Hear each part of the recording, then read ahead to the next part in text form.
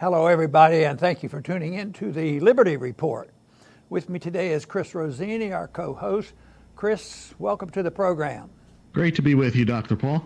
Very good. There's big news in the financial markets going on. Even as we speak, there's a lot of talk and financial adjustments in the market, even in gold, about where this trade war is going. And that's been lingering for a long time. Most people date the trade war back to the July of 2018, but there was hints of it even before that, ever since Trump has been president. But they had a meeting back at middle of 18, and since that way, it's really gotten much worse. But I wanted to talk first off about China, because we have a Huawei incident that they want to retaliate about, and we've been pretty tough with the Chinese, and they're not going to go away calmly, and they will and plan to retaliate, and they have certainly a lot of tools. But one thing I spotted this week was, who gets penalized? And right now it looks like the American taxpayer, the American farmers being hurt, and yet we're supposed to be punishing the Chinese. And then Trump brags, he says, we just collected $14 billion from the Chinese for tariffs. But whose money was that? They collected it by raising the prices here and charging the American people. And of course, that's why trade problems are very precarious right now. But that's it doesn't sound good. Last year, a Trump budget passed out $12 billion to the farmers. And this year, what he's rushing through now is $16 billion.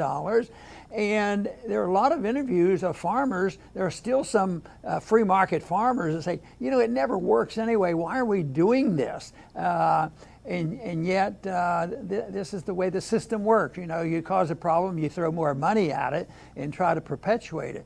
Of course, Trump's also been favorable for ethanol to prop up, the corn market, and that doesn't work. That hurts people. I understand it even might be hurting our fuel, our gasoline engines. But nevertheless, the consensus is prop it up and there'll be corn, because you can't stop selling corn for fuel. So this thing, just continues to deteriorate and get much worse.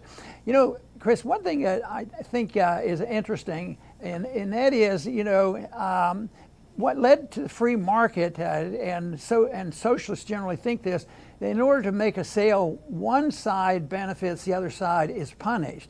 Then it came along when there was a better understanding of economics, and you got it all wrong. Both sides benefit. The people who sell and the people who buy, as long as it's voluntary, they both benefit. And I was thinking, what's going on now, it looks like both sides are disadvantaged. Both sides lose when you have trade wars. So I don't see much benefit from this, but it looks like this is not going to end soon, nor end with any benefits to us. That's right, Dr. Paul. Government is expert at recycling bad ideas. Protectionism, mercantilism has been debunked for centuries, but it doesn't seem to matter. And as you point out, Americans are getting clobbered. We are already in taxes send trillions of dollars to Washington. We have to send more now with tariffs. And then Trump's own constituents, the people that voted for him, the farmers, are suffering terribly. And then American taxpayers have to be hit again, bailing them out. Now, President Trump says America would never be a socialist country. Well, why are we bailing out farmers? What's the difference between bailing out Wall Street, bailing out farmers? This isn't free markets. This isn't capitalism. So it's just one bad move piled on top of another, and Americans suffer as a result.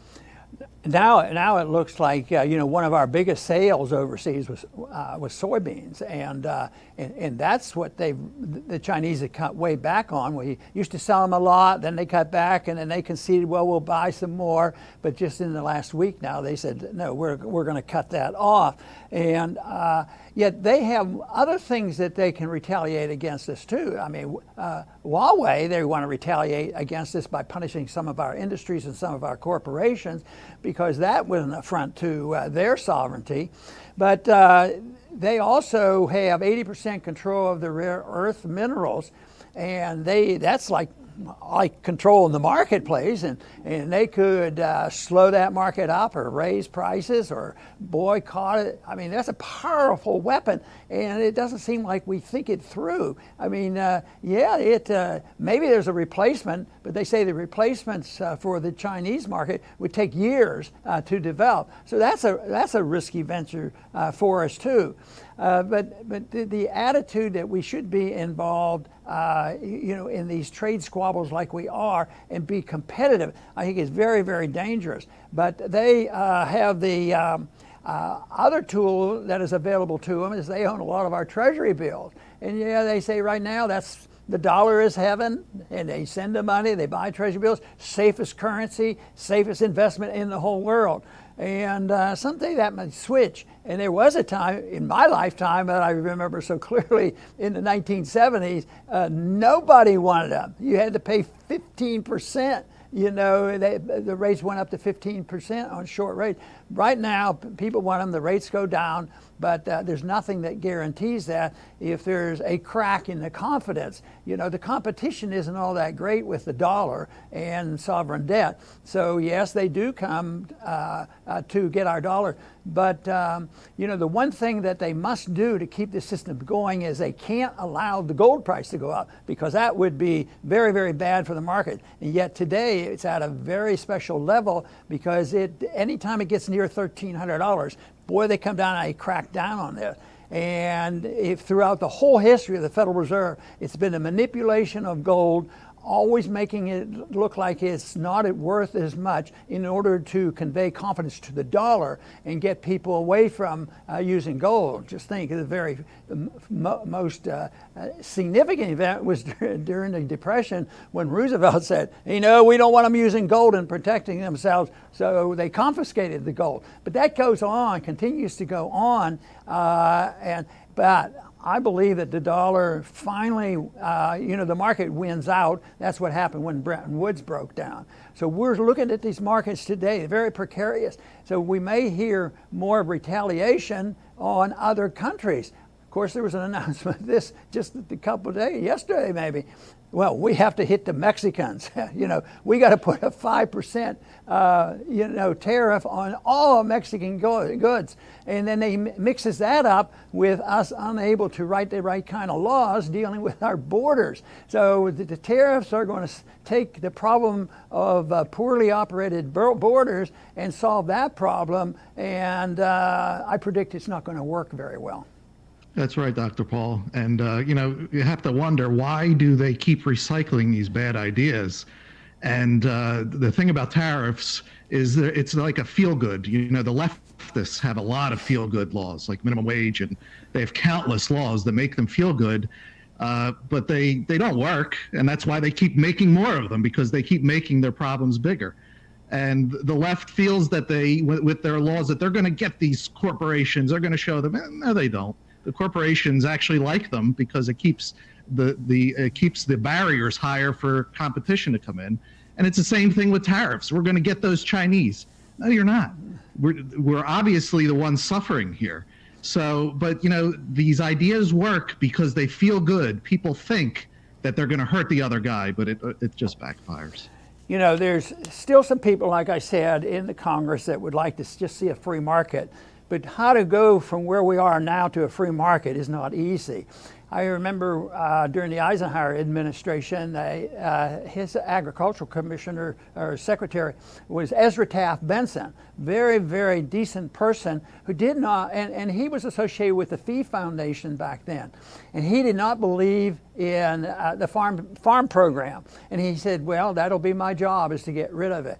And I remember him being asked near the end. He was there 8 years with Eisenhower. He says the biggest disappointment was, no matter what I did, I could not budge him away from this dependency on the subsidies, and it just remains. And the complaints on even us trying to patch this over with more subsidies, I think is pointed out so clearly by Ron Johnson, a senator from Wisconsin. I want to read his statement on this.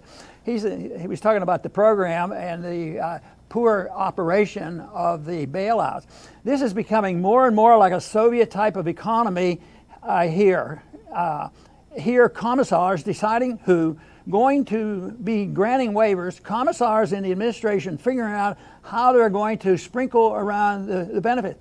You know, that's pretty strong. He's not exactly a radical, but he's probably right, you know, about the, bureaucracy is bureaucracy, and it's pretty much of a shame that we're acting more and more like that. So I think that most likely, like I talk about the foreign policy and the welfare state, the weaning off of the spending and the weaning away from the system of debt and the weaning away from the inflationary programs of the Fed, it's not going to happen. People won't tolerate it, but it will end. Just like the Bretton Woods was not functional, it finally had to end, and it ended with a pretty big bang, you know, in the 70s, a lot of pain and suffering. But when the next time something major happens, it'll be much bigger than what happened when Bretton Woods broke down, or the kind of downturn we had in 08 and 09, which lasted for a good many years. So this is the problem. And Chris, you keep asking the question, which is a good one. Why do they keep doing this? You know, you could ask that question about foreign policy. You know, the policies completely fail. You know, and everybody agrees now that Iraq war was based on lies. But we have the same people who told the lies back in this administration telling the similar lies on why we have to go after Iran. It just makes no sense.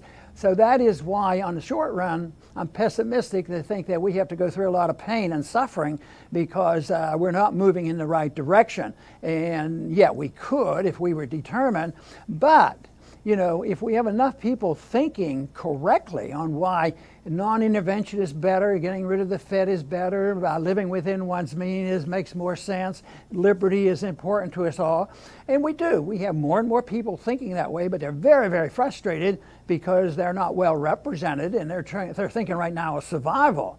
I think of survival, but I also think about what can we do to prepare the groundwork for the changes to move in this direction when this thing falls apart. And when I see days like this, when things seem to be getting out of control, where the tariffs are being piled on and the stock market gets shaky and gold's trying to break out of the government's control, that when that happens, it's going to be a big deal. So I want the replacement to be a big deal. And that, of course, is what we try to do on this program, is to provide some information on what we might do and why we talk about tariffs.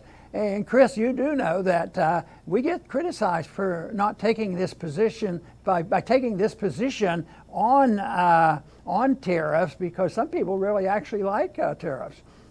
That's right, Dr. Paul. It's unfortunate, but bad ideas have bad consequences. So I'll finish off with what needs to be done. America needs to be more competitive, and the only way to do that is to shrink government, and not just a little bit ticky-tack here and there, big time, to where companies want to come here. Companies around the world, they'll sell stuff here because for the moment, the Fed can create all the credit digits that it wants. But they don't want to make stuff here because government is in your business down to the finest detail. So who wants to deal with that? They'll go to other countries that welcome them with open arms, and they'll make the stuff there. And to think that you're going to tax your way and regulate your way to prosperity is false. You're going to tax your way and regulate your way to poverty. And unfortunately, President Trump is a big government guy. It's obvious. He doesn't talk about shrinking government. He's definitely not shrinking government. So we'll have to wait till after his administration for somebody with some better ideas. Very good. And I'm going to close with restating the point I made at the opening of the program. And that is, there was a time when it was understood, especially by the socialist camps and the interventionists, that when you had an exchange, one side benefited and the other side had to lose. And that's why free markets were bad. And yet they finally figured this out, especially with an understanding of the free market and Austrian economics and even Adam Smith. They found out that both sides benefit. The person who buys what he wants at the price that he wanted to get, and as long as it's voluntary, both sides agree. But I see what we have now with a trade war going on and all this intervention and government manipulation. that both sides lose. And that's what's happening right now. And that's why it's retaliation. Somebody does one thing and that hurts, and then they retaliate and do it back again, and it ends up as a trade war, and both sides fail. So we still offer out there the suggestion that freedom is best, individual liberty, and the protection of free markets and sound money, and minding our own business in the world and not pursuing an interventionist foreign policy is the way to go. I want to thank everybody for tuning in today to the Liberty Report. Please come back soon.